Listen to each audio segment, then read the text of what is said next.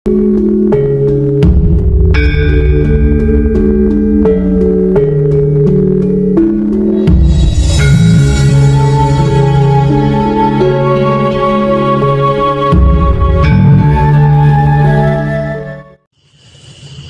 pertanyaan lagi?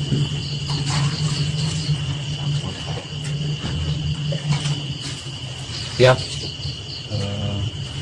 Sifatnya hanya ingin konfirmasi dan sekaligus mohon dikoreksi. Ya. Karena tadi ketika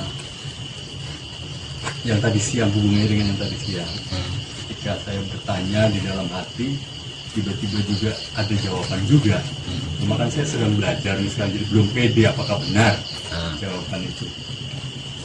Konteksnya adalah agama dengan Tuhan yang ilusif. Ya. Nah, bagaimana dengan gereja yang sungguh mengakui Isa, Yesus, dan juga sekaligus mengakui bahwa benar Roh Kudus itu yang saat ini bersemayam, gitu. Tapi sekaligus tadi lalu timbul jawabannya ini, minta dikoreksi apakah jawaban ini itu. Iya. Bisa saja mengakui bahwa seperti itu, tahu Roh Kudus, tetapi tidak tahu caranya, cara mengenalnya, sampai kepada bagaimana menyebutkan, lalu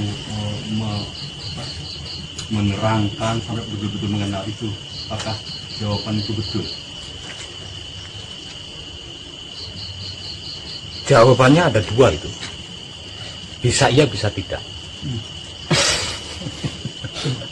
Jawaban ada dua. Bisa iya seperti itu, juga bisa tidak seperti itu.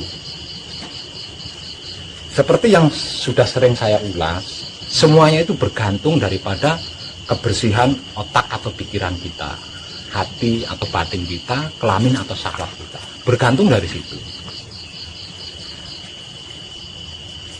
Betapapun, artinya betapapun kita percaya, betapapun kita yakin bahwa Tuhan itu ada, kalau otak atau pikiran kita, hati atau batin kita, kelamin atau syahwat kita tidak terjaga kebersihannya, tetap tidak nyambung. Tidak nyambung. Kenapa aku tidak nyambung? Karena yang dimaksud daripada Tuhan itu sebenarnya hanya berlaku untuk orang-orang yang kebersihan otak atau pikirannya, hati atau batinnya, kelamin atau syahwatnya terjaga, Pak. Bukankah di dalam kitab setiap firman selalu menyatakan, hai orang-orang yang beriman? Jelas kan? Artinya Tuhan, yang dimaksud Tuhan itu hanya berlaku untuk orang-orang yang beriman, Pak. Kalau tidak beriman, tidak nyambung. Karena apa? Karena Tuhan tidak berlaku bagi dia. Jadi yang mereka geluti itu Tuhan ilusi, bukan Tuhan sesungguhnya.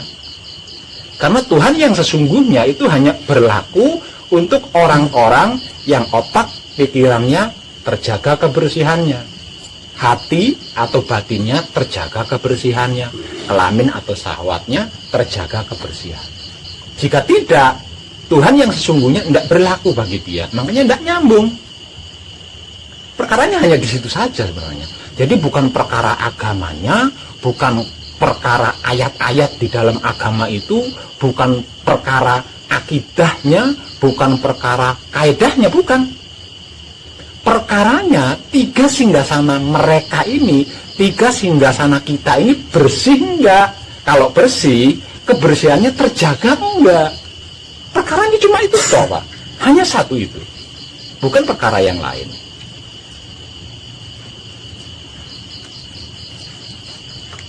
Di setiap firman itu selalu dinyatakan. Dan setiap firman itu hanya ditujukan untuk orang-orang beriman, kan?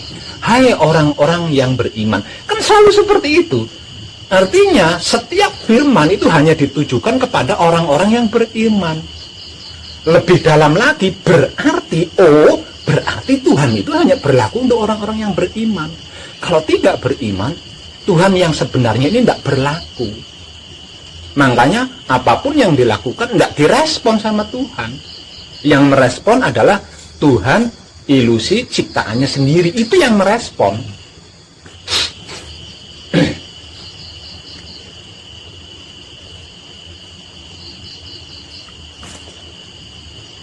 Unik kan? Sederhana, tapi nyaris tidak terpikirkan oleh kita.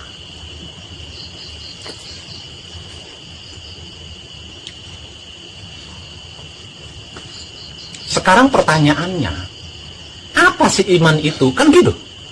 Sekarang yang jadi pertanyaan kan, lah kalau begitu, iman yang dimaksud di dalam firman oleh Tuhan, itu apa sih? Dan saya terlalu amat sering menguraikan itu atau menyampaikan itu melalui YouTube, bahwasanya yang dimaksud iman oleh Tuhan di dalam firman-Nya adalah pasrah kepada Tuhan, menerima keputusan Tuhan, mempersilahkan kuasa Tuhan, merasakan kenyataan Tuhan, dan menebar kesadaran rasa cinta kasih sayang Tuhan. Itulah yang dimaksud iman oleh Tuhan. Jadi iman itu bukan yakin atau percaya.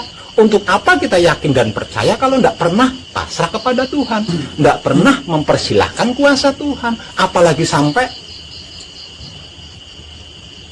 merasakan kenyataan Tuhan. Nah, Tuhan malah dianggap gaib.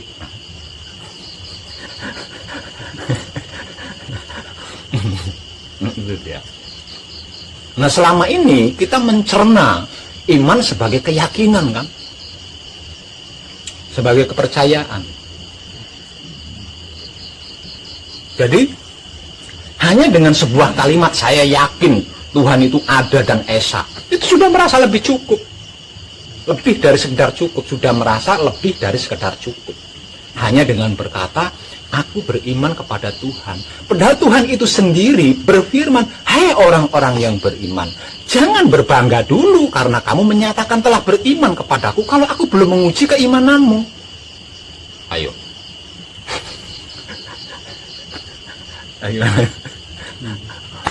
Artinya, dengan menyatakan dengan bibir aku beriman kepada Tuhan, aku percaya adanya Tuhan, cukup.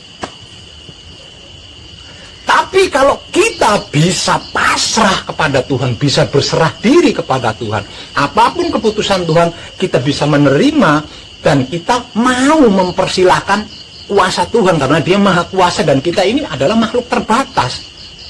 Kita ini makhluk terbatas, artinya ada batasan-batasan kita bisa bergerak. Selebihnya itu kuasa Tuhan.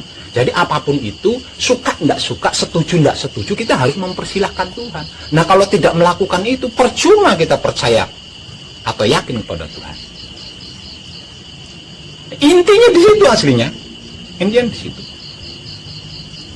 Jadi bukan perkara agamanya yang tidak diakui Tuhan, atau firman-firman di dalam agamanya yang kurang hebat katanya, bukan perkara itu aslinya. Atau karena bertentangan dengan adat tradisi setempat, enggak, bukan karena itu. Tapi karena otak atau pikiran kita, hati atau batin kita, kelamin atau syahwat kita tidak bersih. Hanya itu. Dan selama ini yang belum pernah kita kaji, nyaris tidak pernah kita kaji, hanya tentang ini aja. Selain tentang 3 hal ini, waduh, sekolahnya ada luas, pesantrennya banyak, masjid di mana-mana, pura di mana-mana, wihara di mana-mana, gereja di mana-mana. Kurang apa lagi? Semuanya sudah. Yang belum pernah kita kaji adalah tentang otak atau pikiran kita sendiri, hati atau batin kita sendiri, kelamin atau syahwat kita sendiri. Ini loh yang nyaris belum pernah kita kaji.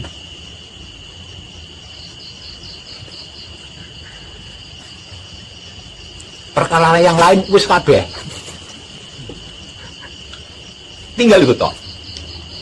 Jadi jangan pernah salahkan ilmu-ilmu yang pernah kita pelajari.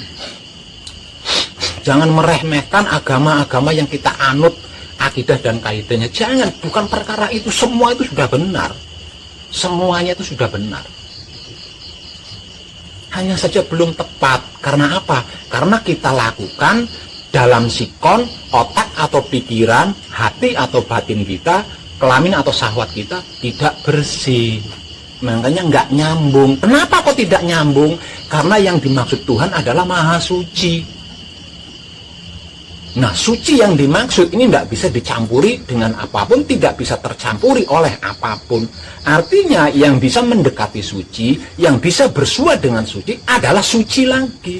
Jadi kalau pikiran atau otak, hati atau batin, kelamin atau syahwat kita tidak suci, ya tidak nyambung, Pak. Tidak nyambung. Ini nggak bisa dibantah, ini real. Tidak bisa dibantah.